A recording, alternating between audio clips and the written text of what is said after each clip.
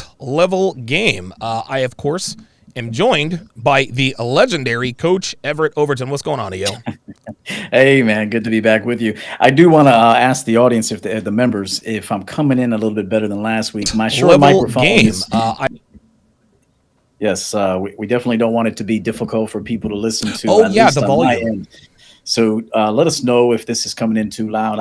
I've made a few adjustments to the Shure mic, so we'll see. Hopefully, it's better this time. Yeah, you're coming in. I think I'm now coming in a little higher than you. So if you want to move your mic a little closer, I think we should be okay. Okay. I just want to make sure, because these guys were saying, and they were right. Last week I did listen just to the playback a little bit, and it was entirely too loud. Gotcha. And Gotcha. so we want to make sure. Yeah. In the future, I could easily fix that. I could just download the episode and then just even out the sound. So that's partially my bad. Sorry about that, guys. These things happen. But listen, you're doing what pros do. Let me ask you something. Do you ever listen to your own? How often do you listen to your own content? Very rarely. Really? Very rarely. Yeah, Okay. I rarely play anything back. Now, Art, let me say this: short videos, I do listen to it back. Okay. Why I watch it back? I'm listening too, but I watch it back just to see where I can improve. So I'm like, all right, lighting was a little bit, maybe it was too dark there. What could I have done? What could I do better the next time? But it's really just to kind of make sure that each publication is better than the last, or not better, but you hope to improve every time you create something. Of course. So I watch it for those reasons. I mean, other than that, not too much. Yeah, I watch my content all the time, and I don't know if it's because I like to hear myself talk, which is the reason why I have a one-man podcast most of the time. But I think one of the main reasons why I listen, because do you remember the first time you ever heard a recording of your own voice? Terrible. Oh my God, dude. I was like, wow, I sound a lot different than I thought. Yes. But now listening to myself all the time, I know exactly what I sound like. I'm not dealing with that ignorance anymore. What the interesting thing too is, real quick, just to finish this part out, is, before I got into YouTube, I was successful in business, and so my voice was never an issue. I never thought that it was an issue until I actually pressed record and started talking to a little blue blinking light. And now, it's a little bit of a different experience. So, it is different for guys to think like, once we're live, especially when we go live, there's a lot of content creators that don't go live, and there's reasons they don't go live. Right. And then they stay behind the pre-recorded videos. Yes. But it's interesting when you go live. I mean, you got to be sharp. I agree. I think that there is something to be said about content creators who do it with the red light. I mean, someone like I don't know, man. I think there's a certain level of self-awareness. Number one. Number two, you got to know your shit. Because there are a lot of really, really good content creators. And if you ask them, hey, would you ever do this live? They'd shake like a deer in the fucking headlights because they've never thought of it before. Like, wait, I could never, ever go live. I mean, dude, going live, that's for the realest dudes, man. It is. Yeah, it is. All right, good stuff, man. Michael Patroke IV says, like the stream, ×3. Says, stay hydrated, fellas. Yeah, absolutely. So what we are talking about this evening, EO, is we are talking about dealing with your woman's family or friends, sabotaging your relationship. Not actively trying to sabotage it. Obviously, there are sometimes there are going to be situations you deal with where friends and family members are trying to sabotage the relationship, but most of the time it's done indirectly. And the reason it's done indirectly is because especially when it comes to relationships like ours, those who have been privy to the ins and outs of me and Devin's relationships outside of this community, they swear up and down, Devin, you're in an abusive relationship. You're in a relationship with a toxic, controlling, insecure, blah, blah, blah, blah, blah. And she laughs it right off. What are your thoughts on friends and family members of your woman negatively influencing your woman because of the way you are? Yes. So last week we had a great episode as well, going over Yeah, we our did. I think it was 9 things that we would need a woman to be in order to and to invite her in. But part of it at beginning, it begins and ends with a man. My mantra is that you have to evaluate not only her but her associations.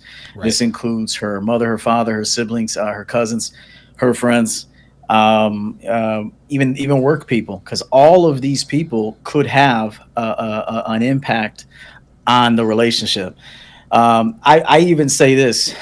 This is why dating single mothers is a tough situation, and I don't recommend it. There has to Right. be special circumstances for that, and she'd have to be almost perfect for you Right. to do it. Okay, all right, but here's the problem. You have a system at your home, so if you're running your system like a leader and she is allowing you to lead, there's a certain dynamic to there's different rules. They go over to let's say the father's house, or the baby's father, for the weekend. Right. He or she experiences that different dynamic and those different set of rules, and now they come back to the house, and now you have to kind of recalibrate them. So There you it's go. important that, yeah, so and that's a lot of work. I mean, for high value men like us, the high value talk, but you know what I mean, for fucking men that are on their shit. Right. We don't have time to be fucking deregulating, fucking coaching, then having to recoach. I mean, it's a process, yes, but we want to limit how many times we coach the same thing. Okay, I'll Right. coach you 3 times max on one thing. If you can't get it after that, I'm starting to put an X by your name. And if I get too many X's there, unfortunately, you just don't fit into this program. So, Okay. so it's important that men do a serious, a serious but silent evaluation of the woman's associations upon meeting her. Hmm. So you don't necessarily have to like say anything, because it's too early to say anything. You're like a spy right now. So you're really watching. Okay, how is she? She's one way in front of me. She's another way in front of her. She's another way in Right. front of her mother. Right. And I can't have a schizophrenic woman in my life. Hell Okay. no. Hell So no. I'll throw it back to you, but see, guys get too thirsty for the beauty. They get, guys are turning into women in a lot of ways. They're going after the feeling that women give them. And I'm more so looking at, is this going to be productive, us being together? The way I see it is this, man. At some point, especially when you run your household, the way it's supposed to be run, what you're going to have to understand is that there are going to be people who well, there are absolutely going to be people who don't agree with the way you run things. Now, if we're 50 and 60 years ago, well then, I mean, nobody has a problem with it. You're a man who's in charge of, you're the head of household, et cetera, et cetera. But these days, when people hear, like, I remember Dev was at a she was at a nail salon, and she was sitting between two women, and it was the weirdest thing, because she was getting the French manicure, and so so they asked her what kind of nails do you want, and Dev says, well, French manicure, what the man wants the man gets. And one of the women, I think she said it was the woman on her left, she said, oh please no, as if to imply that doing something strictly for the express intent of pleasing your man, or doing something that your man wants you to do, was just out of the ordinary. These are people that didn't even know who she was, yet they pushed back. So you can imagine how maybe her friends and family would sort. Have you ever dealt with that situation? Have you ever dealt with a situation that's like, okay, like one of your women or your woman is like, hey man, like my mom and dad, my sister, whatever the case may be, and how did you deal with that? Okay, so for the Tough record, question. I've sent my woman in to get my initials on her fucking toes. There it So is. she There walking it around is. with EO on the toes, and they're black and gold to represent the brand. But I'm trying to think back. I love it. I'm trying to think back to if of course, I will say, of course, every woman that I've dated, because here's the thing, the woman changes. That's Okay, right. the woman is going to change being with me. She's going to change for the better, but it's not going to be for the better with the family and friend dynamic, because they're losing control over her. So Right. here's the truth. Right.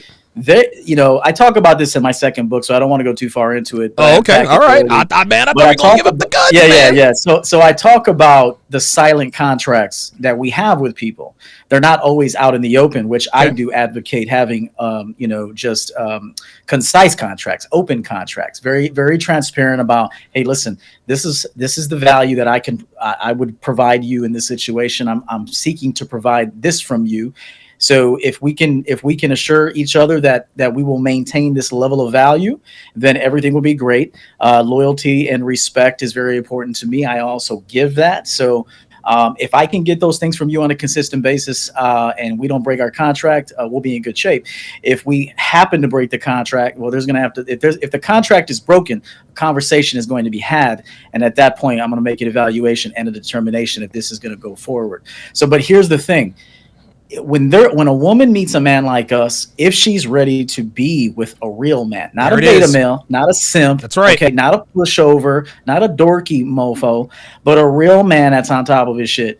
If she wants that and craves that and is sexually attracted to that, really, the woman has to be sexually attracted to a very, dominant man that leads the process. Right. For a woman that's been around a bunch of thoughts all her life and a bunch of hoes, and let's say a mother that has the father left and now she's a hoe, the mother's a hoe, now the daughter's going to be a hoe.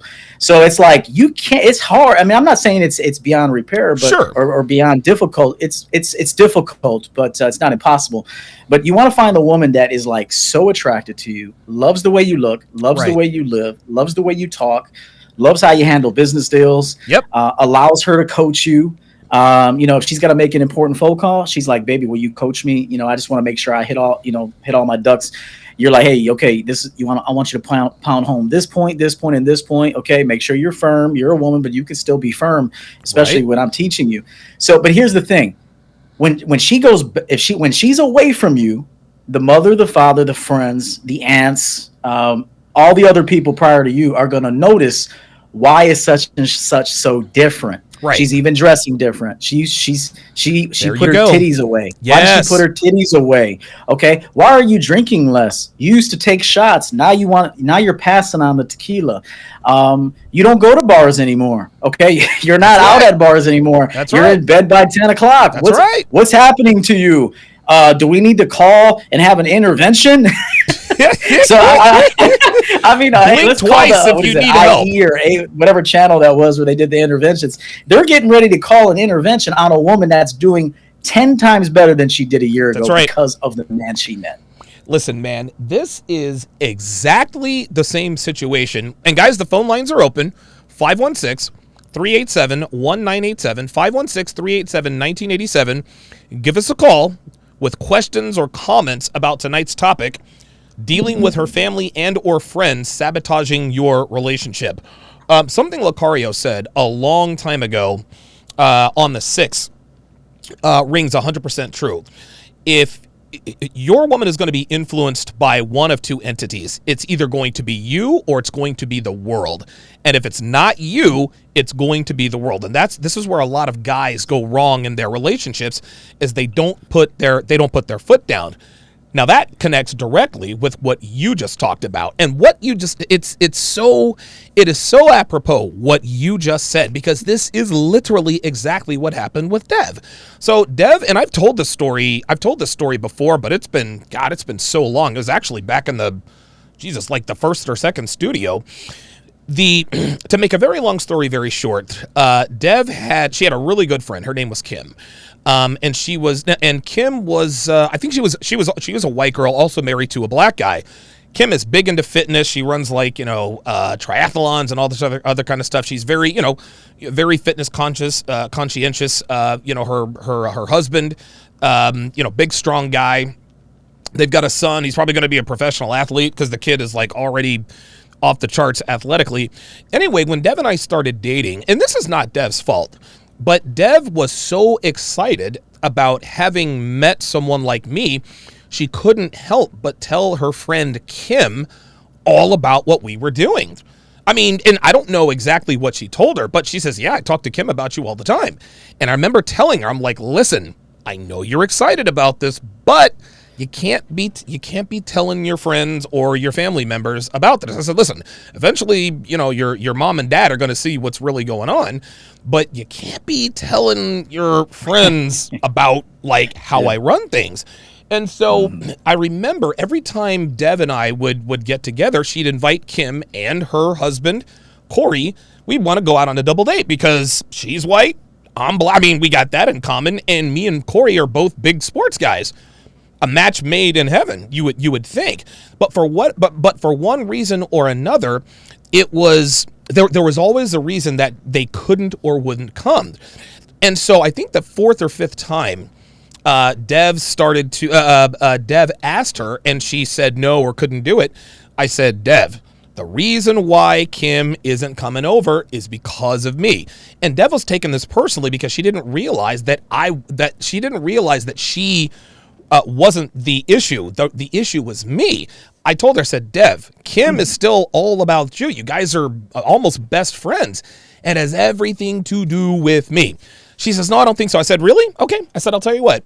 And I told her, I said, send her this text message verbatim. And I forget what it was, but it was basically like, hey, Kim, why does it seem like you don't like Alex, which is me, Donovan?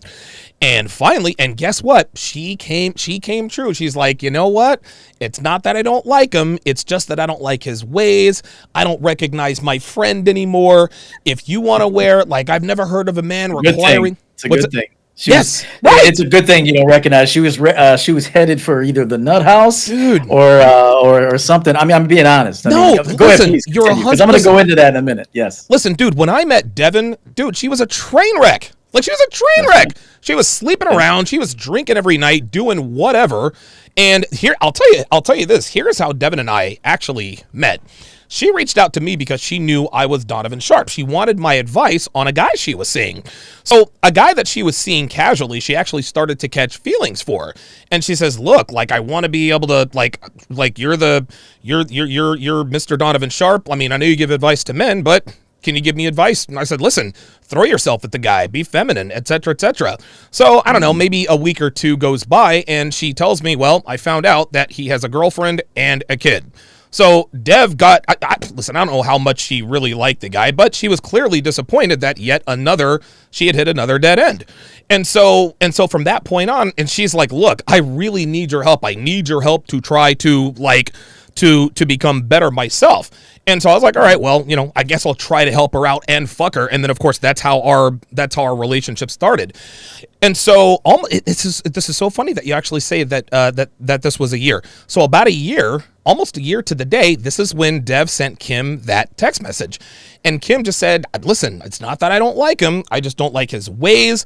If you don't like wearing high heels, you shouldn't be required to wear them. If you want to wear sweats and this and that, then he should love you for who you are. And injecting substances into your body, and just because at that point I already had her on HGH. And so what it really came down to, and the key phrase was I don't recognize my friend anymore. And I thought to myself, you're goddamn right you don't. You're goddamn right you don't.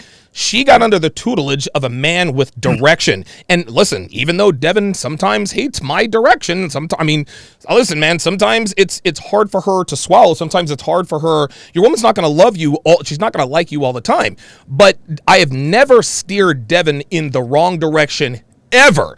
Every decision I have made when it comes to her, it has struck gold. Devin trusts me implicitly. Dude, Devin is healthier. She's happier. Her blood pressure is better. Every quantifiable thing that you could quantify is better. She doesn't have to work. She helps me with my business. She is happy all the way around. I have improved this woman's life in every way possible. And because of that, her friend Kim thought that I was Mr. Dictator, and I was. She just didn't realize that Dev actually was benefiting from it. So there you go. Yeah. You know what? I'll say this. This is very true what I'm about to say, and I loved your segment. Okay. Every woman is following a man's lead. Right. Okay. And now let me explain that. It's either you don't know how to lead and then she's following your whack lead, Yes. which means now she takes the lead and now runs game on you. That's right. And then eventually gets rid of you after she sucks you for all your time, resources, attention, and gives you the wackest sex she could ever give a man. Or she's with a guy that she actually respects, looks up to, okay, and wants to be under his leadership. You're leading her one way or another. You're leading her nowhere. You're leading her to get got, or you're leading her where the two of you can prosper one another and have a very productive, beautiful life together. So, in no matter what, the man is leading the woman to destruction. That's another reason why women are full of trauma these days. Yeah. Men aren't direct with women, and they don't know what they want. Half the time they don't even have a place, and they're living on couches and shit, lying to women. And then the woman, goes for them because she's unfortunately just naive and ignorant, and quite frankly, just dumb sometimes, just dumb, living in her feelings, living in her emotions, ingesting alcohol and narcotics. You're not going to make sound decisions when you're like that. So and it's like, so whereas me, that's how I always say, it begins and ends with the man. I don't drink anymore. I used to smoke, don't smoke. Used to drink, don't drink. I'm in bed by 10 o'clock in the morning. I'm up by 4:30, 5 o'clock. There you go. I'm running the business all day, multiple different businesses, several passive source of income. Wow. So it's like, for me, it's like, this is my life now. And the only woman that's going to work with me is the woman that's in bed when I go to bed. That's right. She wakes up when I wake. She wakes up when I wake up. There you go. Okay. She's has an itinerary. I've given her instructions of what she's going to do for the day. Okay, I'm going to need you to do this. I need you to make it. And she's got to buy into this system. Okay. But keep in mind, this system is a better system than she's ever going to get anywhere else. I know this without question. So if your mother doesn't like it, your mother's a loser. If your father doesn't like it, your father's a loser. Okay. I'm just being honest. And truth be told, the type of leadership that I have, the type of wisdom that has been granted to me and that I've been able to tap into, I'm the type of man that's going to break, and I'm going to use a religious reference. And we'll get to generational curses in families. I'm breaking generational curses. Fuck in these families. These people don't know how to live. They're alcoholic. They're drunk. They're arguing. They gossip. They hurt one another. Shit, let me run every facet of this situation. I'll get everybody sharp. Dude, I like that. I will break a generational curse. I'm trying to tell you, man, and a lot of guys try to stay away from using language like that because we don't want to seem like we have the God complex. You know what, man? In this day and age, men aren't getting leadership from anywhere, and neither are women. So I guess that kind of gives us a little bit of a God complex. Let us go to Deshaun in Chicago. Deshaun in Chicago, you are on live with Donovan and EO. Hello? Yes. Hello? Yes. Okay. No, it's not Deshaun. It's B-Shine. B-Shine. Oh, B-Shine. Okay. All right. Gotcha. Yeah. Actually, the reason why I called, love what you guys were talking about. You're actually talking about something that has recently happened to me, but it was actually the opposite. It was my family that sabotaged the relationship. Oh, wow. What happened? And that's your fault too. Well, pretty much. That's his fault. Mm-hmm.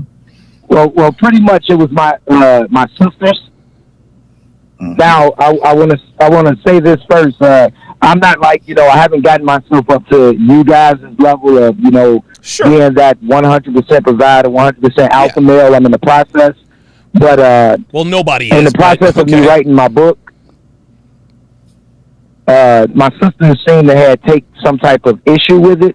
And they've always kind of had a problem with the way that I kind of run my house, because I've always been, things go the way that I say. I pretty much, me and my girl was together for 12 years. Woo! And it took 1 year of me having her kick it with my sisters that killed everything. Yeah, man. See, here's the thing. If it only took 1 year to unravel, and I'm sure that you could probably admit, B-Shine, that you clearly were not the leader you needed to be, because if you were, it would not have taken your sisters 1 year to unravel a decade plus of your leadership. Can we agree on that? We can agree on that, and also it wasn't simply a decade plus, well, just 1 year. Mm-hmm. It was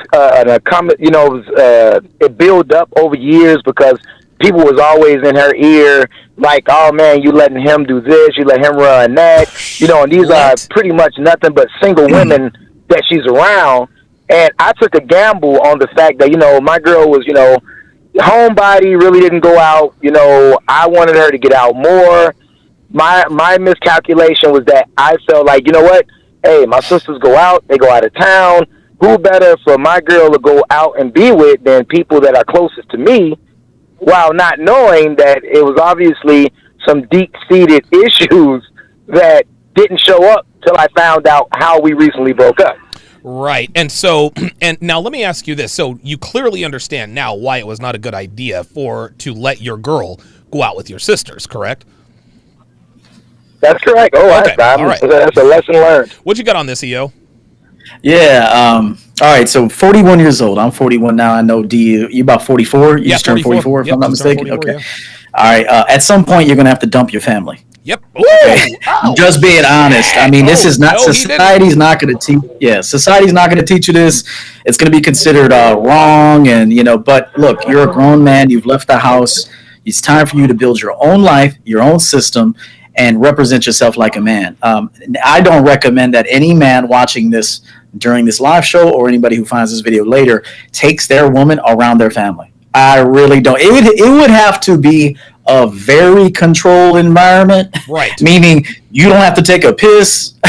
Okay, you don't have to go anywhere. You're literally sitting there. Now, here's the other thing. You'd have to game up your girl to say, yo, my mother's a shit talker. My dad's a bitch. Whatever. You would have to, literally game your girl up and tell her what you expect. And even almost like an attorney, how to respond to their behavior. I mean, you really have to, prepare them for that situation. But the truth is that I'd rather you not even take them around. Look, that's your family. See them on your own time. Okay, call your mom. I'm not saying not to call your mom. Check on your moms. Okay, right. Call your father. Make sure he's doing all right. These are your parents and shit. But do it on your own time. But keep them at a distance. Keep them away from your relationship. They're going to slip up and talk about some shit you did when you were 13 and fuck out of here with that bullshit. Look, I'm a grown man. So that's my advice to guys. At some point when you grow into manhood, you got to dump your family, man. I'm not saying dump them permanently, but talk to them on a limited basis and create a life that really doesn't involve them. I really mean that. Look, you dabbled with them through your young years, your teenage years, into your early 20s. Do you really got to spend your 30s, 40s, 50s, and beyond every weekend, all the holidays with them? Have your own holiday party. Start your own holiday. I rarely spend time during the holidays with family. I'll send you a gift card. I'll take you out to dinner, but I'm not going to your fucking house to see your fucking fat ass wife in the kitchen talking shit or whatever. I'm not doing any of that. I have a beautiful life and I'm staying put where I built it. What you said right there. Well, just to interject on what you just said, everybody that was involved has been. When I say, I think I dumped them worse than what you're talking about. Like they are completely cut off. Like they no internet access to me, no phone calls.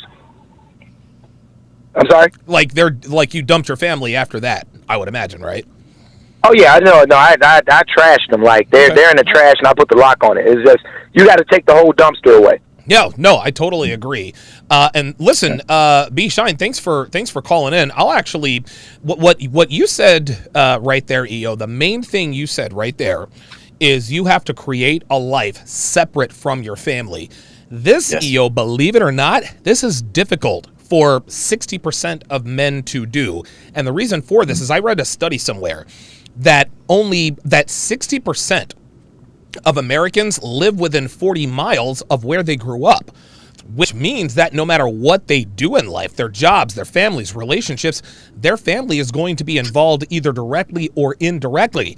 Now, I was raised in a military family, and so moving around, that was just something I was used to. Well, I'm here in South Jersey. My brother and sister are down in Austin, Texas. And the rest of my family's in North Carolina. We're all, I guess, pretty much separated. Dude, there was one point where all five of us were in 5 different states. My brother was in Italy. I was in Nevada. I mean, It's just a life that we were used to living. But I don't have to, and it's interesting because when you create a life separate from your family, by default, your girl doesn't really get much exposure to your family. I took Dev out to North Carolina, and she met everybody in my family.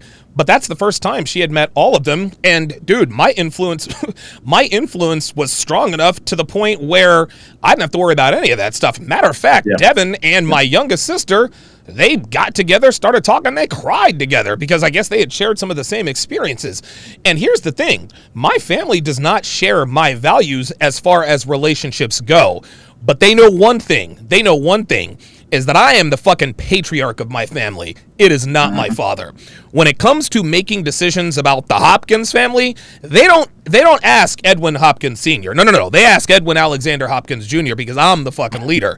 So whoever I bring around, my woman, my girlfriend, my wife, whatever the case may be, she is always treated with the utmost respect, and that was something I didn't have to actively do. So what you said, the most important thing you said was creating a life outside of your family. If you create a life outside of your family, you naturally won't even run into situations like this. That's a great point, man.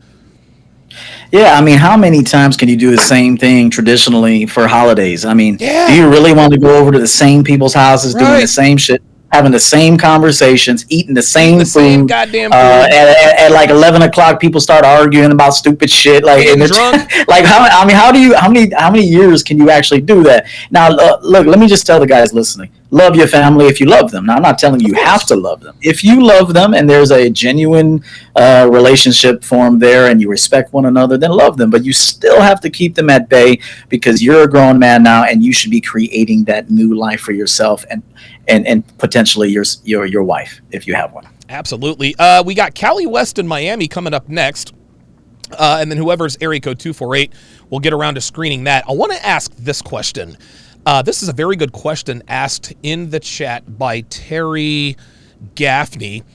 He asks this question, or I'm assuming Terry's one of those unisex names, Terry, Jesse, can men handle the pressure of leadership nowadays? And I think the answer is a resounding no. This is why women end up listening to the world rather than listening to their men. What are your thoughts? Yeah, resounding no is absolutely correct. I've pegged this. Men do not have a problem attracting the woman within the first week or so. Right. Okay, because she doesn't know who you are. She doesn't know that you have a shit ring around your fucking toilet. She doesn't know that you don't pay your bills on time. Right. She doesn't know that your bed, you only spent $100 on your mattress at a secondhand store because that's how you value your body. Yeah, right. She doesn't know what a piece of shit you are yet, and how much you don't have game. Okay, and that you're just running to the sex. Sure. Okay, that you're so bound by sex, and so you'll say and do whatever it takes just to get this, I'm going to say it, low value woman in bed, because quite frankly, before she meets you, I guarantee you she doesn't have that much value because you have to coach her, cultivate her, and teach her. There's no woman right now walking the face of the earth that I think is a great option for me. Okay? Like, I'm involved anyway, but what I mean is that there's no woman out there on Instagram and on another continent somewhere or anywhere, Chicago, New York, LA, doesn't matter, Las Vegas. It doesn't matter. You're not a quality woman until I create you into a quality woman, because I already know that you're bound to bullshit. I already know that you've been indoctrinated with a bunch of fucking garbage. Okay. And so I know this. I'm not saying it's it is what it is. Right. So I will say this, men are decent inside of 2 weeks. This is why I started the Leading the Relationship series, is because I need to teach men how to actually lead a relationship from the morning wake up to the moment you go to bed, and 365, 24/7. Exactly, D, because they don't know. They know a pickup line. They know a quick strategy they heard on the internet. Shout out to those coaches. They're trying to help. But, I mean, what are you going to do outside of 2 weeks? The truth is, not much. Here's the thing, man, and we'll go to Callie West in Miami here next. The reason why this is important is because, listen, man, we all know that guys want to get laid. We get that. They see pictures, they see girls, OnlyFans, whatever the case may be. But most guys are not really interested in fucking a bunch of bitches. most guys who find this community are really just listen, they want a good solid relationship with an attractive woman who loves and respects them. That's it. That's really what they want. Listen, man, some guys think they want the player life until they actually get into the player life. Dude, I loved the player life for about 3 years. Halfway through, I was like, you know what? This is actually getting kind of risky. It's getting kind of risky. I'm not getting enough sleep. I mean, don't get me wrong, it was a lot of fun, but we as men, we are inherently designed as men and women to seek companionship from one another. Well, in order for there to be a symbiotic companionship, you have to play the role of the leader, and she has to play the role of the follower. The problem is that women are taught that they're supposed to be the leaders, but men are not taught how to lead. And so that's really what's causing sort of a fracture with dating and relationships. Guys would love to sleep around, but the only reason why I'll tell you this, I think a lot of the reason most guys who are players, or just average guys who want to be players, the only reason why they think they want to sleep around is because they know they're not going to find a woman out there worthy of his commitment. So they're like, fuck it, I'll just fuck bitches until I can't anymore. You know, that's true. There's a flip side of that coin. They don't feel confident they'll be able to create that woman into design that they want. That's right. That's the real truth, I would say, of the two things, although what you said is true, but beneath that reason, there's another reason. Outside of a few months, I can wear this mask. I can put her on ice and pretend I'm high value and all this shit. But when it comes down to actually leading, for example, you have an intruder in your house. What the fuck are you gonna do? Okay, what are you gonna do? You got to protect your house. You got to protect yourself. You're a woman. Okay, she's got to feel confident in that. You can't turn into a little bitch. Oh, what should we do? What should we do? Oh, call the cops. Oh, call the cops. I mean, like, there's so many layers to leading a relationship. You know, finances, paying bills on time, paying debt off, saying no. You got to say no often. Right. You know, for every 5 no's, she should get shit. Well, maybe every 10 no's. Training now. Every 10 no's, she gets yes. I mean, and eventually, if you're coaching the woman right, and she believes you, trusts you, and has faith in you, and is attracted to you, she's gonna not ask for certain things she used to be attracted to. Like, there you go. A woman eventually is going to say, okay, I don't even like that life anymore. I don't even like buying those things. This man has introduced me to a brand new way of looking at life. You know, how to save money, how to invest money. Do we really need to go on that vacation, or should we put the $7,000-8,000 into a business project? Oh, and then there's a time to actually go on vacation because you got to get away. You know, and is she going to argue with you when you pick the destination? You know, you're like, hey, we're going to Hawaii this time. Does she have a problem with that? If she's got a problem with that, she can't be my woman. There you go. I mean, you can't be my woman. You know, of course, guys, keep in mind, don't let it be like your way or the highway. Like, you have to be considerate to your woman. Like, if you know she's been mentioning the Caribbean all year, I mean, don't be defiant like a woman and say, I'm going to make her wait until 2024 to take her to the Caribbean. You know, be, you know, if she's earned it, she's been a good woman to you, man, take her to the Caribbean and have a good time, man. Yeah. Talk, man. A couple more quick stories before we go to Cali and Miami. If your woman is going to trust you to protect her, it should not take someone breaking into your house. She should already know that if somebody breaks in, you're going to handle business. I'll tell you 2 stories, and they both have to do with her niece, Olivia. So when Dev and I first got together, obviously her sister Kathy is like, God, I don't even know how old she is. Hell, she looks like she's 50. So at this point, Olivia's a cute little 8-year-old girl. And of course, you know, we had just gotten together. We had just moved in. And so Kathy's like, hey, you two should come to Olivia's recital. I forgot what it was. She was doing some sort of, I forgot what it was, but it was some sort of recital and dances and all that good stuff. So I'm sitting there in this elementary school, for someone who was not related to me. Well, so while the kids were on stage doing whatever, these 2 guys were sitting behind us just chattering away. This was right when we first started seeing these guys are chattering away.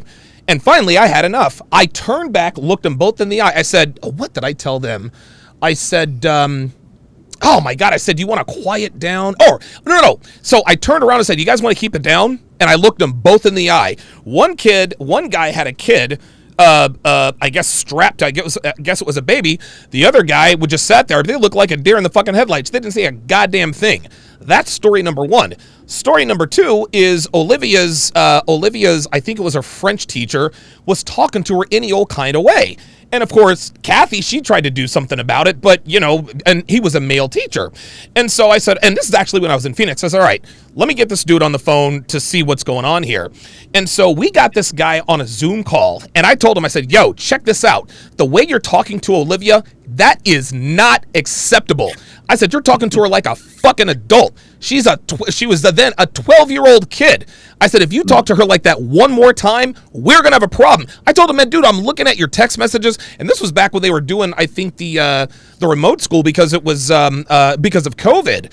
And so, dude, Dev calls me up. I'm in Phoenix. And I'm on the phone with her for like an hour. Olivia's in the background crying. And I'm like, well, what the hell's Kathy going to do? I was like, all right, you know what? Because this is when Anthony Johnson shit was going on. I was like, you know what? Let me just handle this. The point is that when push comes to shove, I am not afraid to be confrontational with people.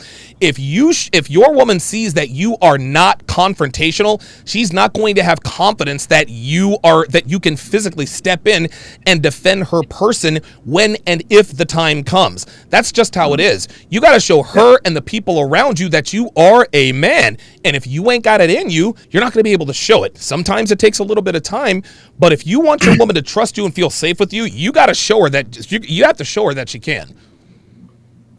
Yeah, absolutely. Donovan, do you mind if I give you a quick story of how I coached a guy recently? I'll make it brief. Go ahead. Well, listen, Kelly in Miami, RIP RPM, and then Danny in Alaska. Yes. I'm not going to say his name or anything like that. He might listen to this, but I'm going to keep it real. Okay. So I was coaching him and seeing a lot of errors in his presentation and his delivery with this woman is not his woman, but he sees potential there. So I've been grooming him on how to lead that process. So he said he was out to dinner with her and that he was with his girl at a restaurant and not his girl, but the girl he's seeing, she saw a woman that she knew. And I guess this woman came over. You know how women do. They hug and shit. And then she pulled a fucking chair up practically and was sitting there eating. And I'm being facetious here, but she was eating like guacamole and shit. Oh. She really wasn't doing that. But what I'm saying is that she felt so comfortable to just sit there and start this long dialogue in the middle of a date. Okay. Now my client actually said that he felt proud of this particular moment, which I then told him he shouldn't. No, proud of what he said in this next segment, which I then had to back him up and explain to him why it was kind of simpish. So I guess he tells the woman well, excuse me, I'm trying to enjoy my date tonight. So we might have to end this. I'm trying to enjoy my date. Now at that point, I think the woman kind of saw that, maybe this is a little redundant and overdone. So she sent the woman on her way, maybe we should hook up sometime, I still have your number, blah, blah, blah. You know how women are. Of course. So at that particular time, I guess he felt proud of himself that, hey, I put an end to that. But truth be told, that was a coachable moment. Now, I would have told her, I said, hey, listen, when we go places, my time is valuable. If you see somebody go ahead and say hello. If you have her information, tell her, hey, we'll get in touch with you. Not I'll get in touch with you and we'll go whore around in the city sometime and drink tequila. We'll get in touch with you and maybe we'll have you over. Now you have to coach your woman to do that quickly. Say hello, give her a hug. How you been? You look great. Okay, I'll tell you what. This is Everett. This is my man Everett. Oh, nice to meet you. Hello, hello, Cynthia. Nice to meet you. And then at this point, you're like, I'll tell you what, Cynthia. Does she have your number? Okay, excellent. Why don't you go ahead and we'll get in touch with her, and maybe we'll have you over to the house. And so it has to be fast. She sat there and had a big, long, drawn-out conversation with this woman. Right. Why? Because one, she's untrained. Right. Okay. Of course. Was she wrong? She wasn't wrong. She was being a woman. There you go. Okay. There you go. And so he felt kind of dominant, I got rid of that. Yeah. I got rid of that woman. My date but here, the truth he told us he needed to coach her. Hey, My time is valuable. When we get together, you're not going to be sitting there having a 30-minute conversation and she pulls a chair up, eating our guacamole. And you're and so guys, man. Get out of here with it's that. important. Yes. So in conclusion, it's important. And I told him that it's important that you coach her and say, hey, if you see, just like if I see somebody I know, if I see my guy Bobby, I ain't sitting there talking to Bobby for 20 minutes. No. I'm going to say, Bobby, hey, man, good to see you, bro. You're looking good. I'll tell you what, we'll be in touch. I'll be in touch. Maybe I'll have you over for a cigar or something like that, okay? And that's it. Couple minutes, done. Because I'm on a mission. I got a different objective at that time. So, guys, I just want to say that your woman is going to stretch her cluelessness yes. if you allow it. There you go. I'm gonna tell you what, I learned a little something from you. I have never thought of doing it that way. Training your woman that if she sees her girlfriend, hey, we'll have you over, like pre-training her. See, there you go, man. This is why I learned. You know why? I learned. Just yeah, like you know why? Yeah. You know why? Because the first thought is a woman is girls' night out. We'll go have wine or something. Shit. Bitch, you ain't going no girls' night out. What the fuck is wrong with you? I mean, listen, you can go for a girls' night out. Just make sure you tell your girl that you're going to be single after this girls' night's out. I mean, it's just and look, even if the woman is not thinking about doing anything disrespectful on the girls' night out, there's a much better way. If this woman respects you, she doesn't even want to be out there anyway. Hell. We have a beautiful place here. Bring her over for wine tasting here. Like, I'm just being honest. And she should be thinking like that. And if she's not thinking like that, it's the man's fault. Big thanks goes to Carlos R. $5 says, I love the game you guys drop. I watch you guys regularly. Keep it up, and should you trust a woman that always says in her past relationships we grew apart? No, we grew apart means I was fucking somebody else. Carlos R., another $5 super chat, says, I hope you and EO keep this show forever. Okay. Uncle Guns, $15, says, elite level game getting better by the week. Anything outside of your own program is treated suspect and possible threat until verified or nullified. Salute, ELG. I like that. Yes. Mindset. That's a great comment. Okay, let's get to the phone lines. Let us go to Cali West out in Miami. What's going on, Cali? Donovan Sharpe was good, brother, man. Not too much, man. Just chilling out here on a Saturday night at home, like a 44-year-old should be. That's right. Stacking that paper. I heard that, Coach EO. What it do? What's up, brother? How are you, man? Nothing much, man. You guys are having a great discussion today. This is a really good debate because, friends and family do sabotage the relationship, especially on the woman's end. And that's like your family can say something about a female, and us men, we'll still mess with her. We'll still date her. But when it comes to women, their what's that word? Their circle definitely has a lot to do with what guys they date. If she's like a weak chick and she's not really focused on you. So, yeah, I guess at the end of the day, it does go back on the man.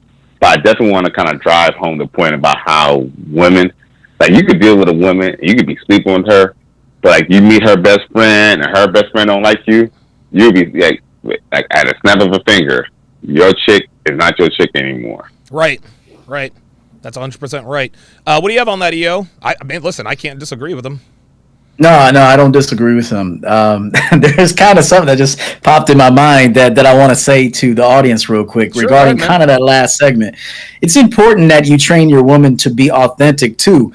Like for example, there's nothing worse than a woman that is one way with you. She's another way with this girl, another way with this girl. So like, I want you to tell a woman that you're with, like, let's say, for example, she's one way with you, but she runs into a friend or a group of friends, and you see her like change, like, so what I want you to tell her is, hey, who was that bitch? Yep. And it just be like, she's like, bitch, what bitch? You. Who the fuck was that bitch standing over there talking to them girls? Because when you left me, you were one way, and then when you went over there, that was a totally different bitch. Uh-oh. So I need to know who that bitch was right there. Real talk. And then say, check this out. You know the bitch that I talk to every day? I'm gonna need that motherfucker to be the same way when she talks to everybody else. Goddamn right. And tell her like that. Tell her. I mean, you may not be able to tell her verbatim how I said it, but you need to say it like that. So it resonates. Yeah. So say, hey, yo, who was that bitch right there? Because I don't know that motherfucker right there. Hey, listen, I like that delivery because at first she's confused. Wait a minute. Yes. Oh, he's serious. He's talking about me and he's serious. I like that, man. I like that a lot. That's a problem that I don't think I've ever had with Dev. Dev is really the same person with everybody. She's just kind of low key. I've never seen her act a different way around anyone that I know of. So, all right, let's go to Detroit. I guess your handle is RIP RPM. What's going on, man? What's your name? Where are you calling from? Hey, what's up, man? Y'all all right? Doing good. Can you hear me? Yes, sir. All right. First of all, thanks. I want to give a big shout out to you, helping me reshape my life, man. Of course.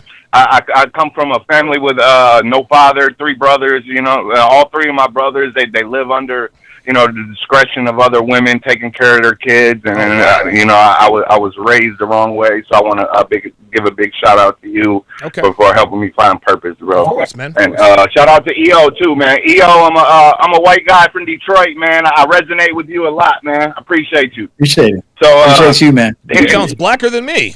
Like I thought he was black. Yeah, like real talk. Like the dude is wow. All right, never mind. Now I know how you feel, right? All right. That's Detroit, man. You gotta be. That's Detroit. So here's. Go ahead, bro. No, you got it. No. Go ahead. That's on you. All right. So here's what happened, man. Like, so I'm in a relationship with this girl, right? And I bought these Amazon FBA courses, right? When I got my stimulus, I paid $3,800 for this Amazon FBA course, right? And I work like 70 hours a week, bro. And I threw my back out, like I got a ruptured disc, and I also fractured my hand from flipping my canoe up north. God damn. So I'm trying to deal with both of these. Yeah, I'm wrecked right now, bro. Like, so I'm trying to deal with both of this while working 70 to 80 hours a week. 1 week I hit 100, and man, and so hours, bro. So like, the one thing, that book where it teaches you got to eliminate a lot of things to be able to focus on the one thing that you really need to focus on. Yeah. I don't know if you read that book. So, long story short, I deactivated my Facebook so that I could focus on these courses, because with everything going on in the hours and these doctor's appointments, I haven't been able to watch these courses. Right. And her divorced friend, and so she's thinking I blocked her, right? Yeah. So her divorce, her friend's divorced. And she's putting all these things in her head, and then next thing I know, like, she's like, "Oh, we're broke up now," blah blah blah. I'm like, "What the hell are you talking about?" So her friend, and I told her up front, "Don't listen. I don't want you taking advice from your divorced friend. If you're going to take advice from anybody, take advice from your friend that are in, successful relationships." Well, by then it's too late, man. So. By then it's too late. Like, if you have to tell tell your girl, don't take advice from your divorced or single slutty friends, that's a lost cause, fam. Yeah. No, that was up front. All right. Like I just tried to lay the groundwork there. Okay. All right. So what happened? So I get so then my question to you, so I made the mistake of bringing her my kid, and this wasn't like I was at the park and we were having trouble connecting up. I'm like, well, I'm at the park now, you can do this, you can bring your kid, and just we can make it look like coincidental, like, oh, what's up, blah blah blah, and we don't have to like throw the kid under the bus. You know what I'm saying? So my kid had already met her, and my daughter doesn't really have like any female influences in her life. Like my mom's dead, my sister killed herself, like my grandmother's been dead, both of my aunts are dead. So she doesn't have any female influences in her life, and she had already met her, man. So like my question to you is, how do you fix something that her friend broke, without looking weak? Yeah, man. Right. Let me ask you a couple of remedial questions first. How long are you in a relationship with this woman? Yes or no? Yeah. Okay, how long have you been in a relationship with her? About 3.5 months. 3.5 months. And so you've met her kid and she's met yours? Yeah. Okay. Now, just forgive me. Explain to me why you have to make it look like a chance meeting for your kids to meet each other. Why can't you just keep it real and say, hey, we're going over there to meet? I felt like 3 months was a little too early. So why why have her kids meet you and vice versa?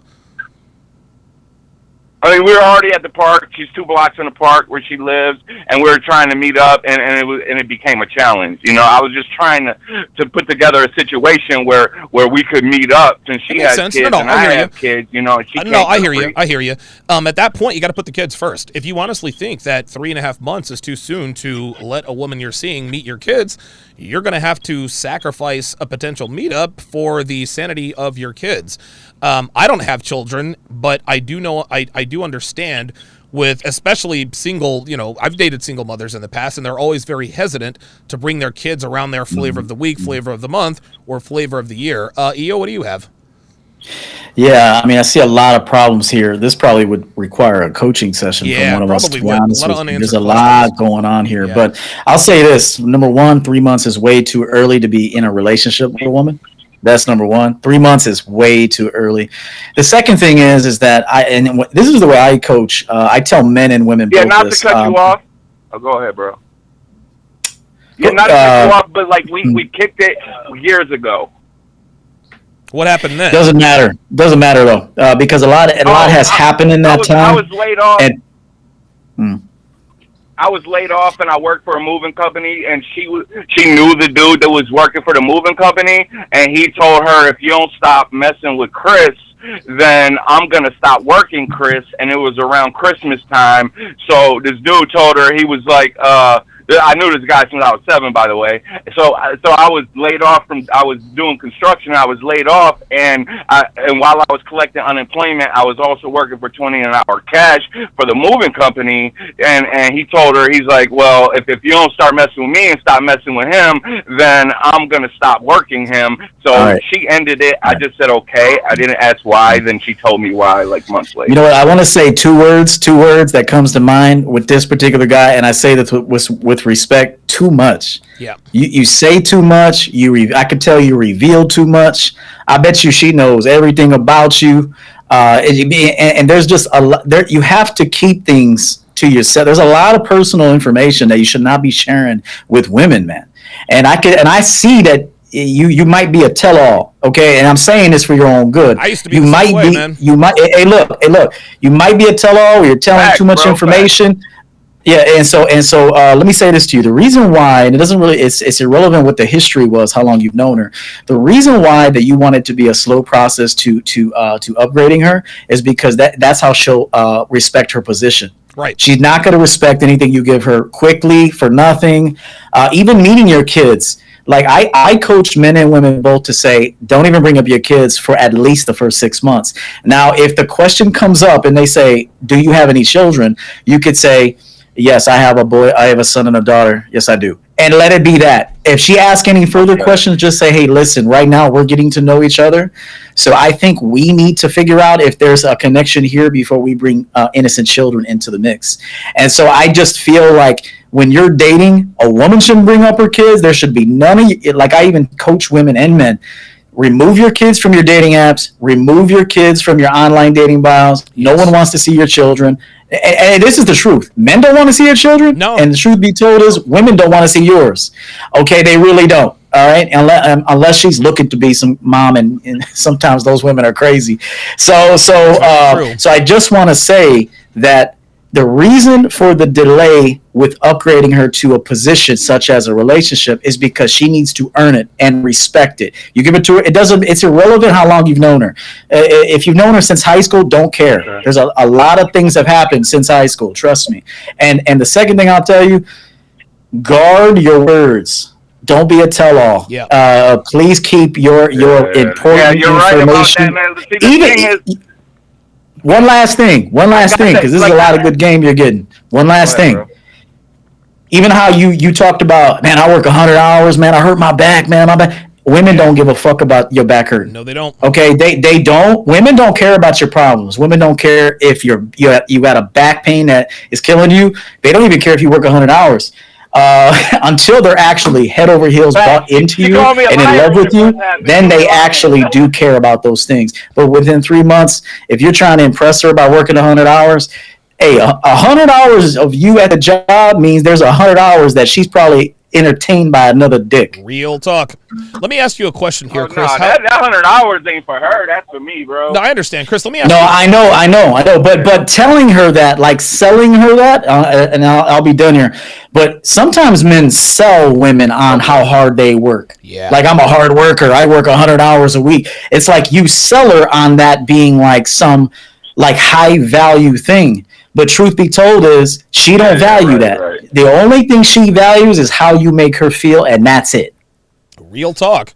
Okay. Chris, let me ask you something. How old is her kid? All right. How old is her kid? Yep. Hello? Yes. Her kid's 8. My daughter's 9. They're both girls. Okay. I got news for you. That situation you told us 3 years ago, you were working for this moving company, and she told you that your boss told her that if she keeps seeing you, then he's going to fire you. Yeah. Right. That was a lie. She was fucking him. He really did stop working me, bro. He really did stop working me. I'm sure. Listen, I'm sure he did. But here's what you don't know: he stopped working you because he was fucking her. That's why.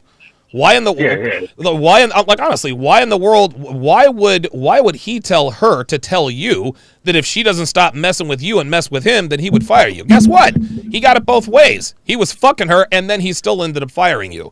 So he moved in. Listen, he was dirty macking. He moved in on your girl. And listen, again, if she really liked you, she'd have been like, well, fuck you. I mean, I don't have to tell him. She didn't have to tell him nothing. Why is he privy to what her dealings are with you? You're his boss. Like that dude was your boss. Nah, man.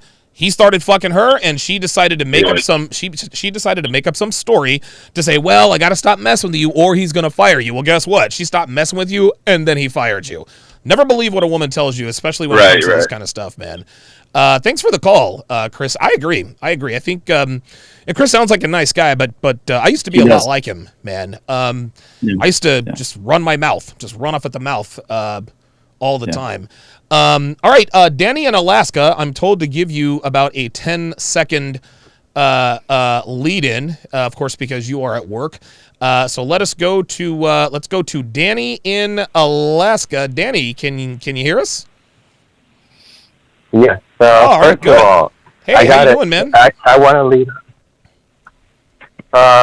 I'm great. I want to lead off with something a little off subject, but I want to say thank you to you guys, because thanks to you guys and the way you guys have in your program have made me develop, I've surrounded myself with people that have improved me and inspired me better, to the point where I'm letting off my 60-plus hour job to a 40-hour job that pays the same and tips.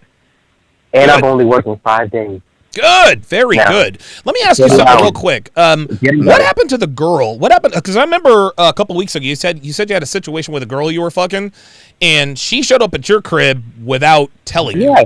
What happened with her? Oh, yeah. I remember this guy. Actually, another thing that I got to thank you guys for.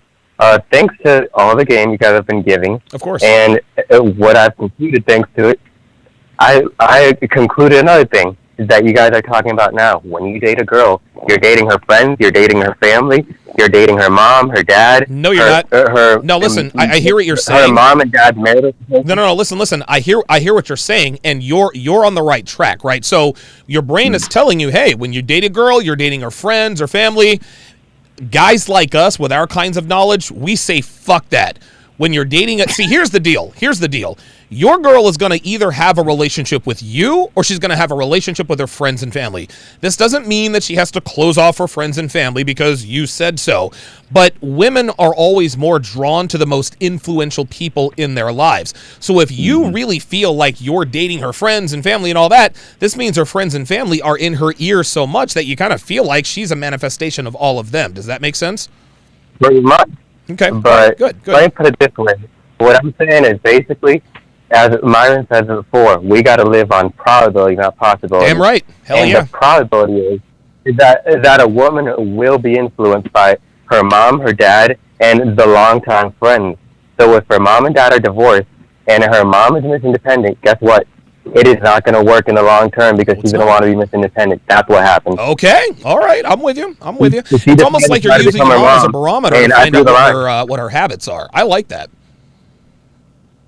Yeah, basically, I let me see if I can phrase the saying.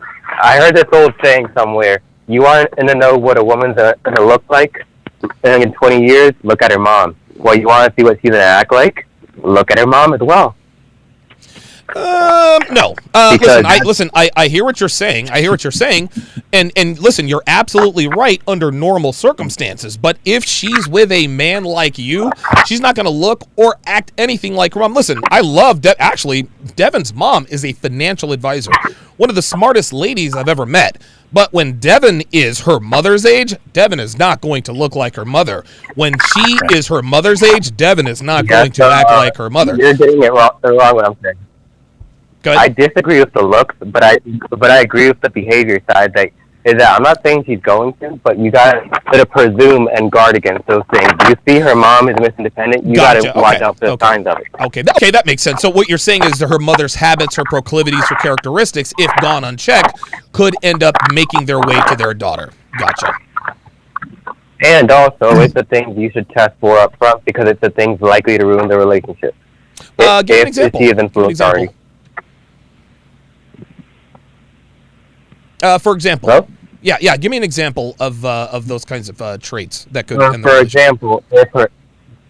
For example, in my case, her mom was Miss I'm a travel everywhere, and she had influenced her into being her tag along everywhere.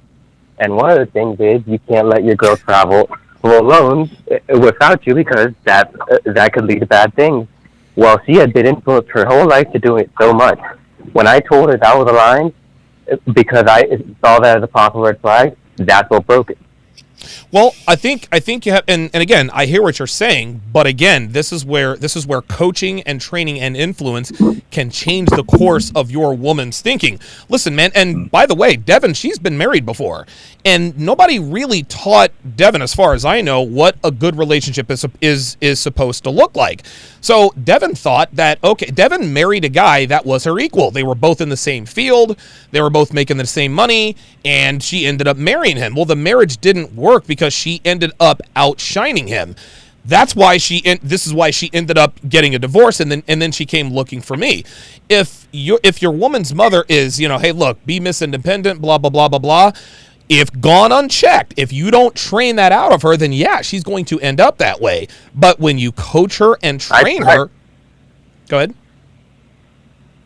I tried, but it's a matter of you can only train somebody who wants to be trained. Okay, that makes sense. And you got to watch out for the things you got to train, and you can only try. If they don't want to be better, they don't want to be. The ending conversation to our relationship was literally her admitting I'm right, but she's not ready to change. Yeah. Listen, man. Listen, you have to be able to coach, and a woman has to be willing to be coached. EO, what do you have on this? Okay, so first thing I want to tell this guy is, are you building like a remote control car, as you call us? Because I think he's at you're making a lot of noise. I think he's at I'm messing with you. The second thing is, I would like you to work on something that I see being a potential problem for you. And so don't take offense to this. This is just something that I picked up is the sound of your voice. Okay, you have a voice that doesn't sound like a man that has authority. Okay, so even if you were to say something to a woman, I don't think she's going to buy into it because of the way your voice sounds. So I want you to play back. Can I comment on that? I didn't hear you. Can you say that again? It sounds like that. Yes. I wanted to comment on that. Yes, you're right, but the way I see it, you refer to people depending on the situation. This is your show. I'm meant to defer to you. I'm doing it out of respect, but usually I'm told that I have a deep voice, too loud and everything. So this is not my usual voice. I don't believe that. I'm at work. So I don't believe that. Dude, who's telling you? Yeah. Danny, listen. Yeah. Danny, here's the thing, too. Danny, well, here's the thing. I don't have a deep voice at all. Like, listen to me. I sound like, dude, we had a caller who sounded blacker than I do. I get all into the upper octaves all the time. So the depth of your voice doesn't really define whether or not you have any authority or not. It's and I think you would agree with this, Danny, it's your overall attitude and persona. When EO says you don't sound like you have much authority, it has very little to do with the actual physical sound of your voice. I think what he's maybe, I think what you're, I don't know, what are you getting at? I can't imagine that. Yeah, well, what I will say is that part of being a man too, especially calling into a show such as this, is that you shouldn't show any defensiveness. That's number one. You should just take the information, whether you agree with it or not, whether it fucking upsets you, bothers you, doesn't matter. You should just take it in, think about it. At the end of the day, hold on a minute. At the end of the day, it really doesn't matter what we say because you're the man in your life and you're going to make the final decision. I'm telling you that the way you speak, I don't hear authority in the way it sounds and in the delivery. I don't hear it. Now, whether you've been told that or not, that doesn't mean you're a bad guy, and that doesn't mean that you don't pull women. Maybe you do pull women, but I'm talking about just your delivery, how you are taking the advice. It's leaning a little bit feminine. Okay, it's leaning a little bit feminine. So don't take it the wrong way. You can you hang up this call, you can say "fuck EO," and that would be fine with me. So, but I'm telling you this because I want you to work on it. That's number one. And number two, I'll say this. Here's one way you can tell a woman. This is the coaching. This is how potentially you can coach a woman without actually sounding like a coach, but it is coaching her. Let's say, for example, she brings up a relationship and you're like, well, I'll tell you what, I would only invite a woman into my life to be my girl exclusively. She can't have a lot of outside influences. And after I've done an evaluation of your life, you have a ton of them. So that's not wrong. I'm not telling you you're wrong, but you simply don't qualify for advancement at this time. And that's not a bad thing. And if you tell her that, now she has a decision to make. Damn, I either adhere to this man's coaching. I gotta get back to work. I didn't hear what he said. Say it again, Danny. I agree. I'll give a final comment, then I gotta get back to work. But I agree with that. Oh, I guess he had to get back to work immediately. Danny, if you get a break, call back in. You know, it's interesting, EO. A lot of this was very, very interesting now that I'm thinking about this. Back when I was a teenager and I used to answer the phone, like the home phone, people would assume that I was a woman. It was weird because I had a very good speaking voice and I sounded just like my mother.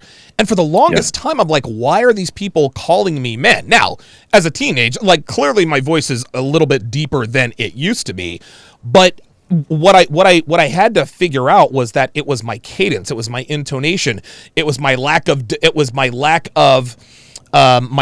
definite, I don't even know how to say it, but like I didn't sound definitive. I didn't sound like I was in charge. And so I had to change that about myself. So people not even knowing who I was or what I looked like, yes, Mrs. Hopkins and blah, blah, like, no, this is her son, man. What the fuck are you talking about? So it's a problem a lot of men have. It's something you have to grow up. And it may be something they're not even aware of, which is why I brought it to his attention. Now, of course, if he got upset about it, hey, then you get upset about it. But, if I even look back to my older videos when I first started doing the YouTube thing and started this business, even I sounded a little bit different. I was 35, 36 years old. I think I started this 4 years ago. So I was about 37. And so even at the age of 37, my voice sounded different versus now because I had to improve it, perfect it.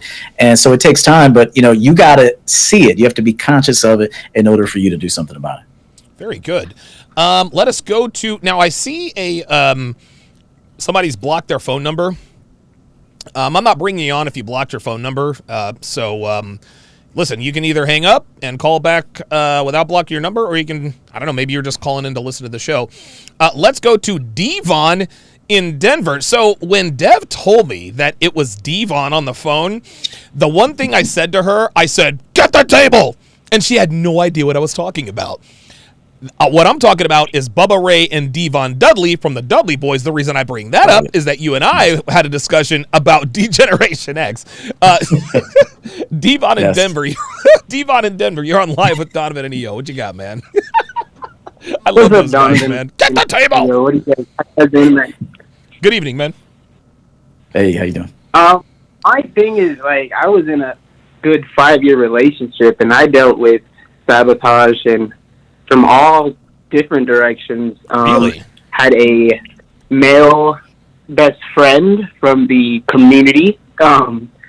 And then I also had a couple of birds together that flock together, birds that flock together situations. Okay. And I think the biggest one was the one that was the male best friend, because it was like you're constantly trying to compete. Did you say for an male best aspect friend? of the release. Yes, male best friend. Was he? Wait, was he like straight? Community. What'd you say? Oh, was her best? Okay, so the male best friend, was he a switch hitter? Yes. Oh, Yes, he was. okay, gotcha. My bad, Devon. He told me he tried to keep it safe for YouTube. I'm like, well, wait a minute. I appreciate that, Devon. Okay, so you felt like you were always competing with I'm a YouTube looker, and I understand those. That's all good, man. I appreciate it. Thanks for looking out for us, man.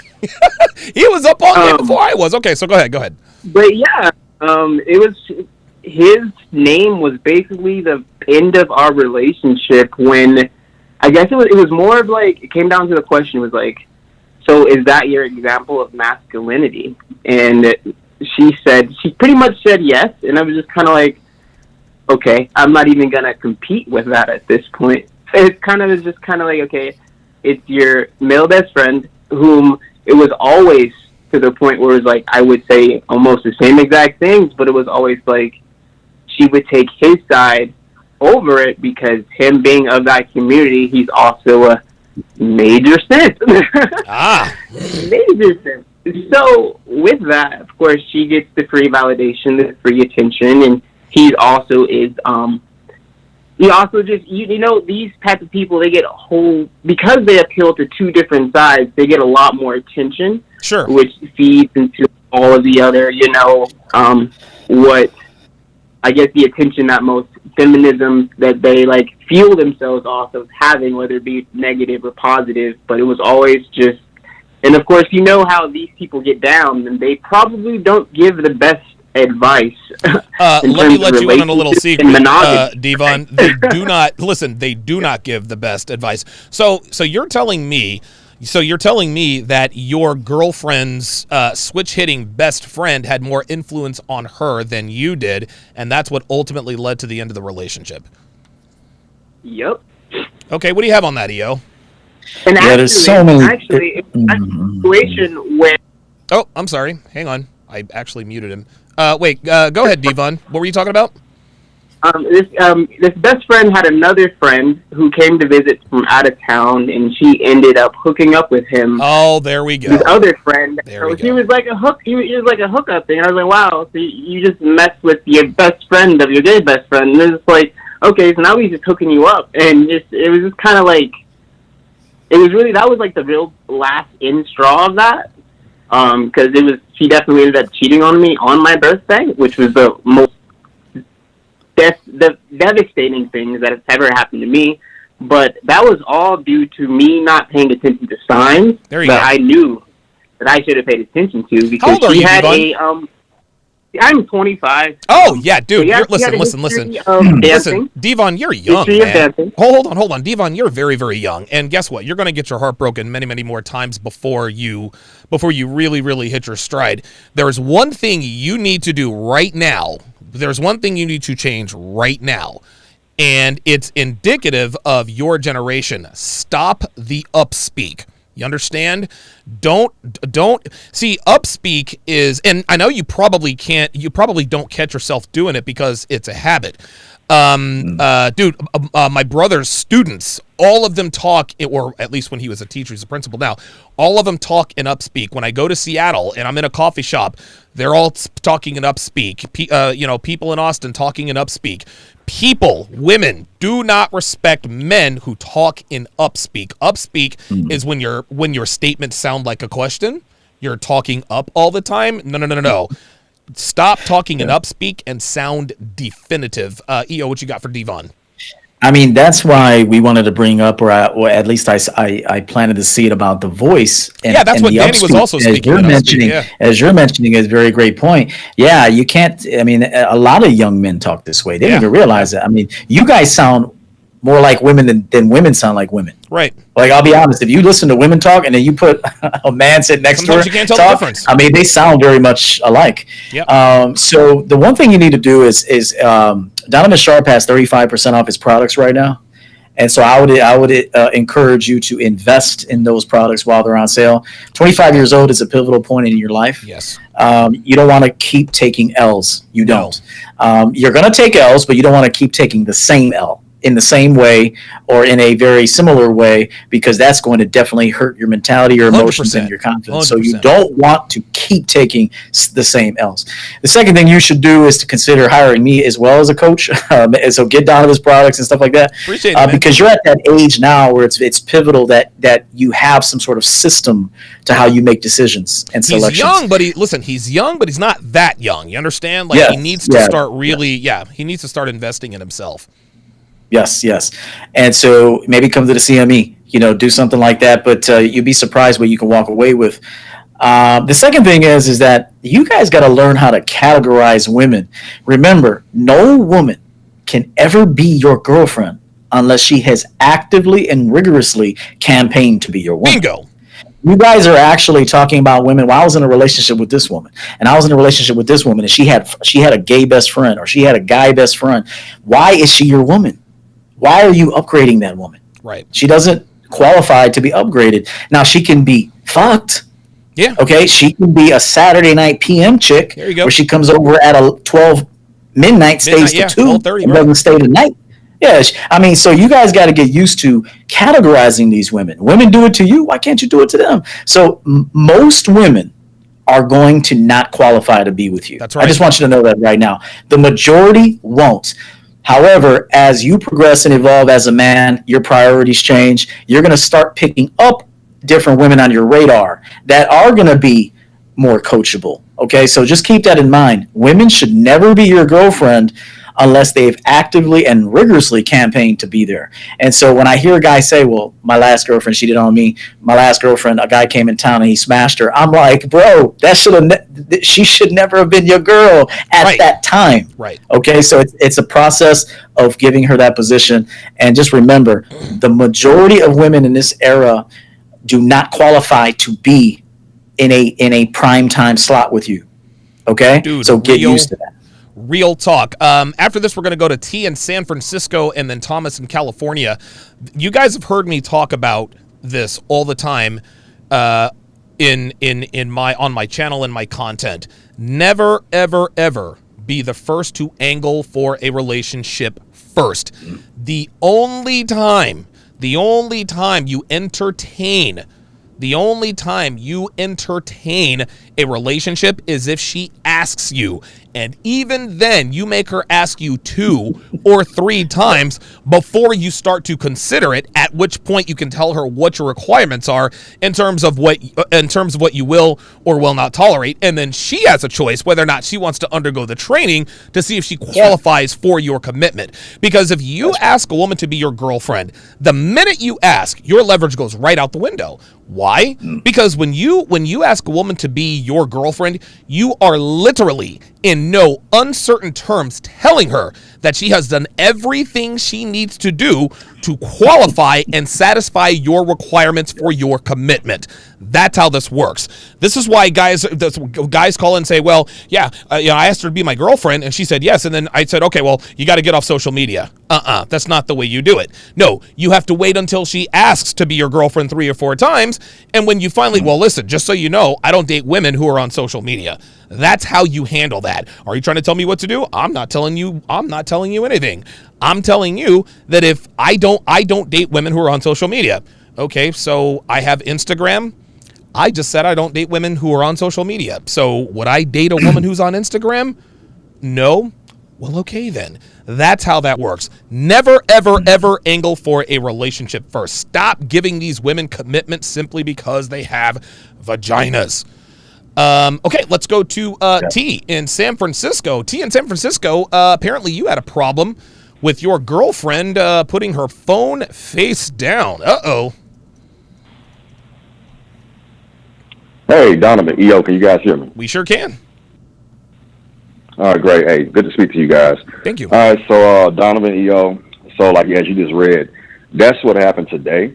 And she's been doing it kind of on and off lately. So I called on because I've been listening to, guys like yourself and other gentlemen in the Red Pill Manosphere about this type of stuff, right? So I asked her about it as she going to go get her nails done. I'm laughing because it's like, I know you guys probably know where this is going, right? So she was like, you don't trust me? And I'm thinking in my head, I'm like, yeah, I know you're going to say that. Ask me that. Sure. So then I was basically like thinking in my head, you know what? See, maybe it's time connection and lease is up to go get your own apartment. Just in case. Have money ready to go to put down your own apartment. Because, I mean, she's already kind of showing subtle signs of certain things. And like what? Like, as far as, let me see. Good example, I had to get on a couple of times about deleting certain people off of social media. Like, I know you say all the time, she has social media. Don't fool with her. That's cool. And you're exactly right. I do agree with that. Right, so, but these aren't things you made clear up front, and that's okay. Like, you just found this community, I get it. Yeah. Yeah, man. The one of the bona fide telltale signs that a woman is a slut is if she puts her phone face down. It's like a natural reaction for her, especially if she never did that before. You want to know what else is a no-no? Is her taking her phone into the bathroom with her. That's definitely a no-no. Dude, Devin does not... Listen, Devin's phone has never smelled poop or piss. Devin's phone is out in the open all the time. Now, this is me and her relationship. I'm me and she's her. I understand that not everybody has this level of game, but at this point, at least you now know what to look for. I've got good news for you, T. Your relationship is over. What's that? Your relationship is over. Okay. You told her, listen, man, just in case it doesn't work out, you might want to start looking for, saving money to get your own place. Donovan. Dude, she is 3 months ahead of you, man. She has made the decision to break up with you a long time ago.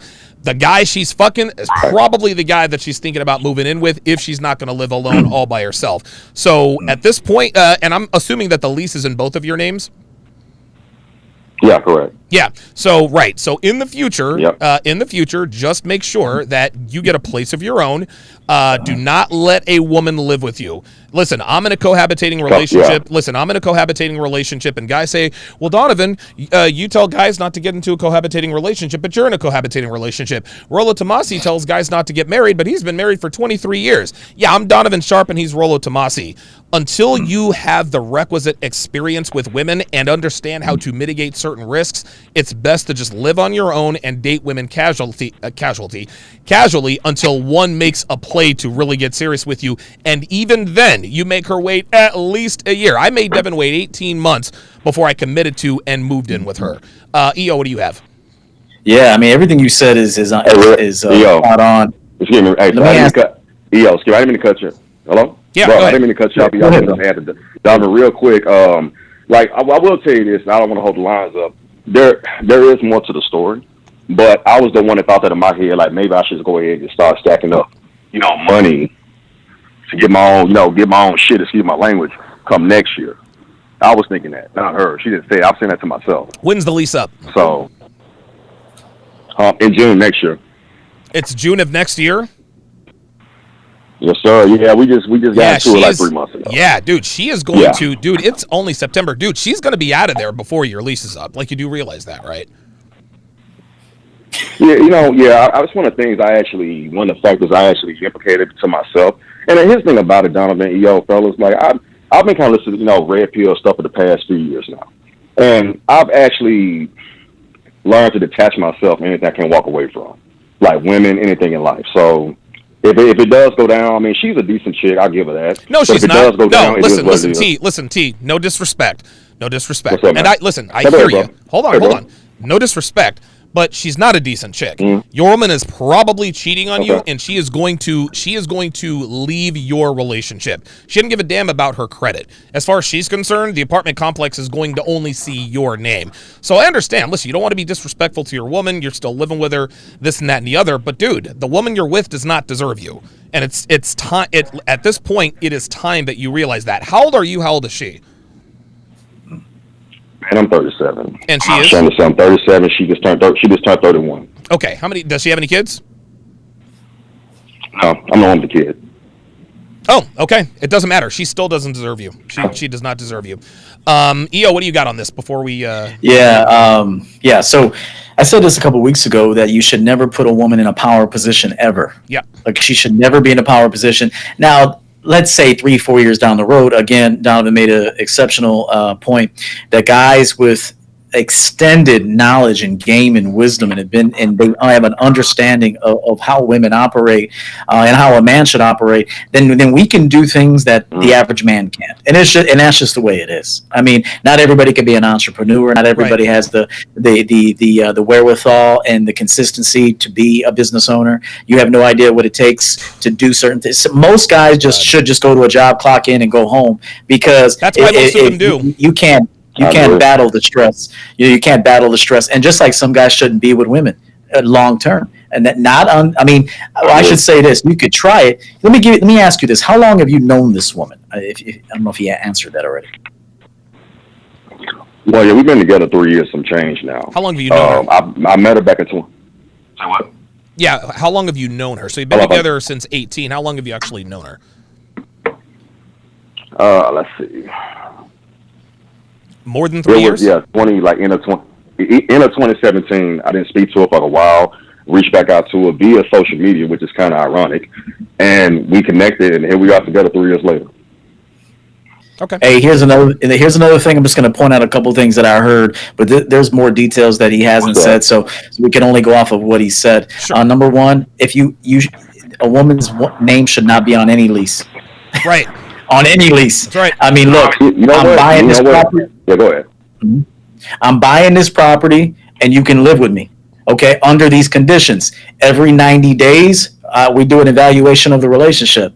Okay, I mean, you have to tell. It's like a business, man. You got to look at it this way, and you have to communicate to a woman and say, "Hey, listen, just because we're living together doesn't mean you get comfortable. It doesn't mean you begin to you start disrespectful acts. Because once I see it, I'm calling it out. If I see it happen repeatedly, you're done." Okay, so I'm just letting you know this is how I operate as a man. Okay, so you need to call her out and say, "Hey, you're showing me suspicious behavior with your phone."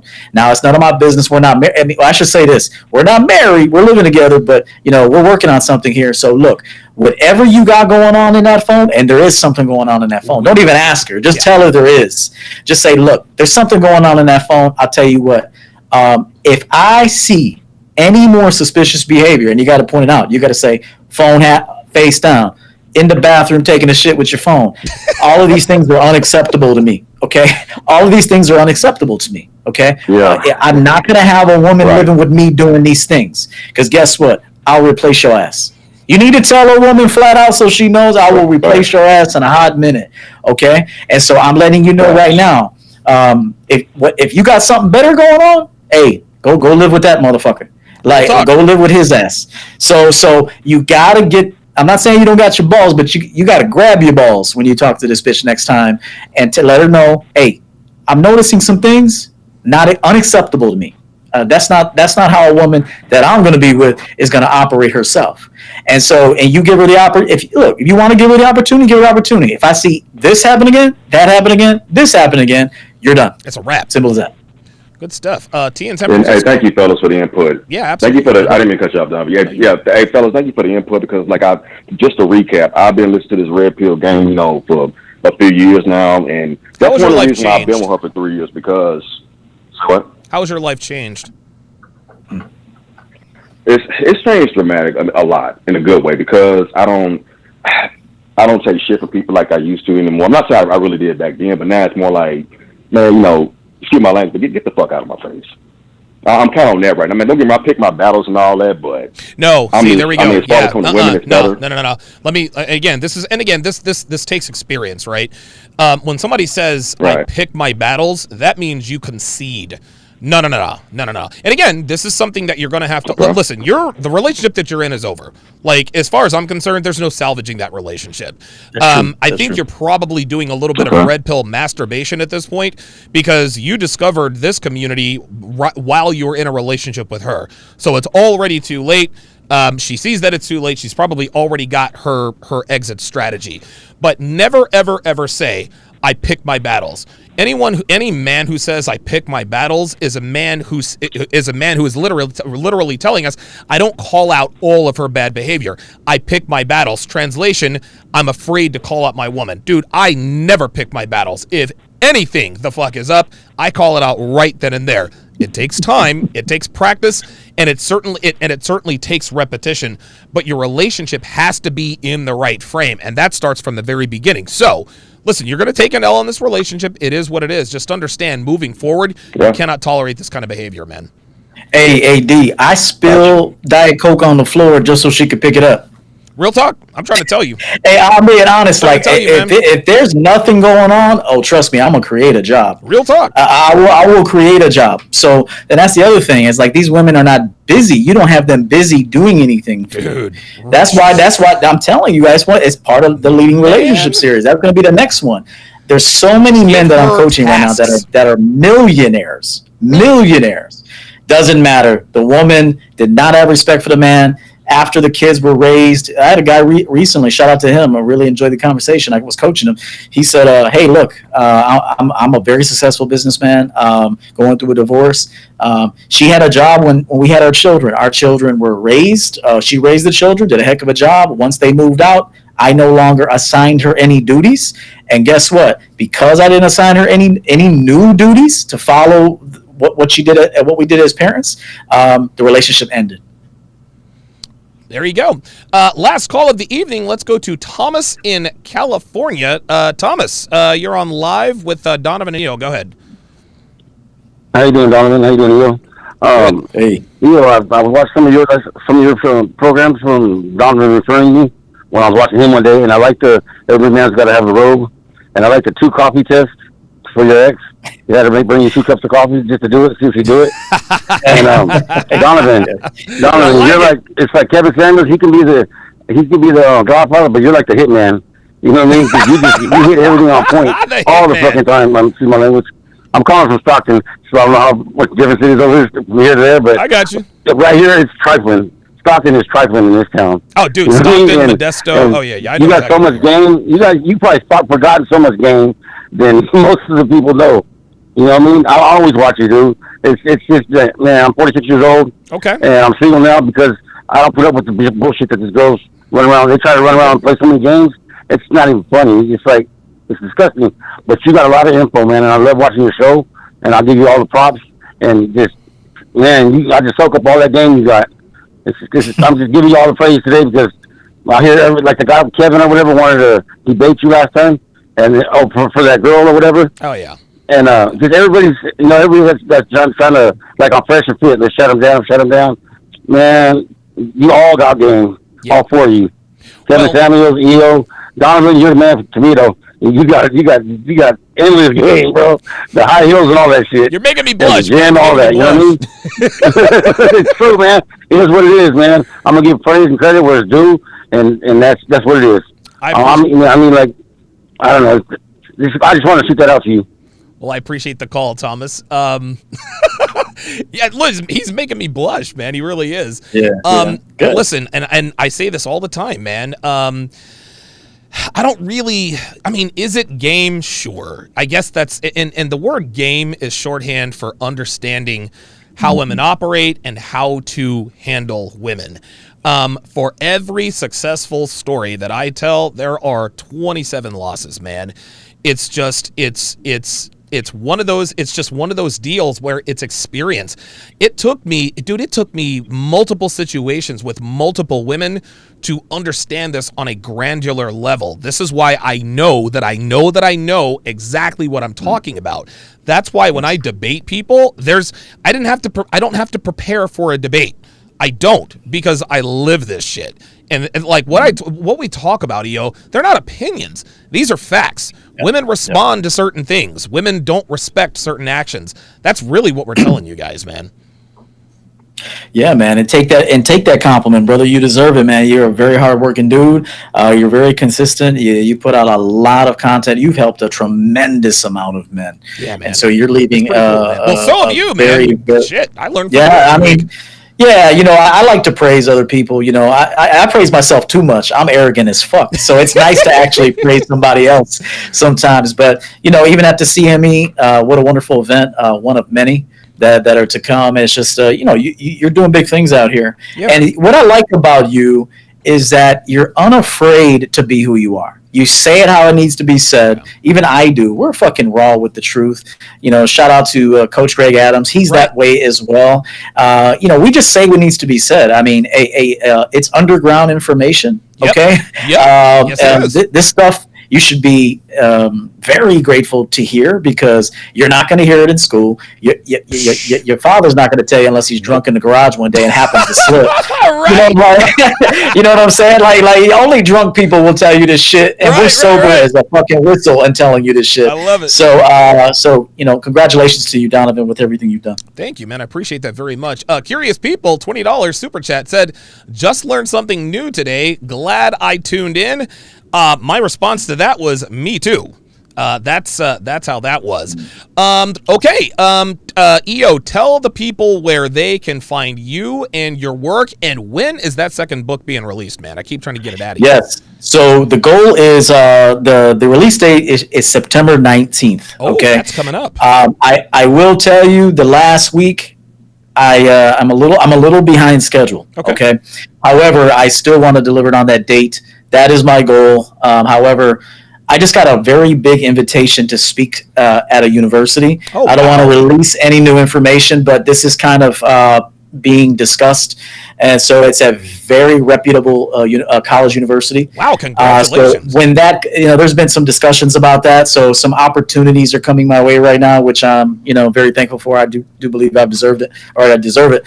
So anyway, that book is scheduled for the 19th of September. My first book is Cut the Bullshit, which is on Amazon. It's kind of a life book. Okay. It's a lot of life game in there. I do touch women, but I touch, the inner person, the inner engineering in it. And you got to touch that. That's part of having game, is having emotional intelligence, understanding society, why the way it is, your own social programming.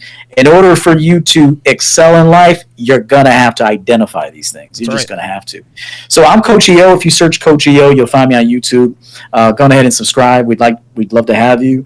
I also do one-on-one coaching. You can visit my website, which is championgamecoaching.com. Devin put the link in the chat. Thank you very much. Absolutely. Shout out to Devin for all the hard work as well. Yeah, she does an incredible job. And thank you to every member that was here tonight. And also, we do this every Saturday night at 7 p.m. Central. 8 p.m. Eastern. Yes. So, hey, man, you're ready? I was like, I thought this was going. I'm like, oh, yeah, my bad. See you in an hour. So tell people about it. You know what I mean? If people need to know about this show. Yeah. So if you happen to be on Instagram, a social media platform, let people know, hey, you got to watch this show. This is some information that you're not going to hear every day. What's important about this show, EO, is that this gives guys the opportunity to call in and get coaching. We do this, we do this for an hour and a half, maybe 2 hours every Saturday night. And the reason it's important, the reason you guys got to tell people about the show is because we're giving you guys, this is free. We're not charging you guys for this, right? Like, I mean, I don't know what EO charges, but I probably couldn't afford the guy. You know what I'm saying? And I don't even do consultations anymore. That's how little time I have. So that's one of the main reasons I wanted to have this show was so that if somebody can't afford a Patreon membership, or if they don't have, the money for a consultation, listen, they can call in, they can get an honest assessment of their situation and maybe some advice moving forward. Absolutely. Yep. EO, listen, thank you very much for making time for us again tonight. Again, Coach Everett Overton, you can find him on YouTube everywhere. Champion, what is it? Champion, hold on. Website, you mean? The website? Oh, yes. ChampionGameCoaching.com is where you can find him. EO, thanks for joining us tonight, man. We appreciate it. Thank you so much. See you guys. Thank you. All right. That is Everett Overton. That is Coach EO. In the motherfucking house. There we go. Now I'm the only one on the screen. Very good. Very, very good. So yeah, man. Great show tonight, man. Great show tonight. This by far, like, I don't know. I think this is becoming one of my This is becoming one of my favorite shows. And it's interesting. This is usually around the time of day where I start to wind down. You know what I mean? I start to, 8 o'clock, 8:30. I have a glass of wine. I'm watching, Dev will be playing whatever game on her iPad. I'll be going over my numbers is when I usually start to wind down, especially on a Saturday night. But when I do this stuff, like when I really am excited about this show because it allows me to talk to you guys. It allows me to interact with you guys. This has always been my favorite element of what I do is interacting with people.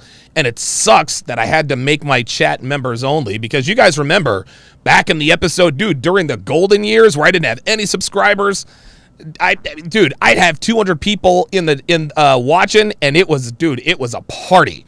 It was a party. So, but I can't do that anymore. I really do like interacting with the guys that I help. So, I guess Dev has a horror movie for us to watch tonight. Guess I'm looking forward to that. So again, thank you guys very much for tuning in. And we will see you next week for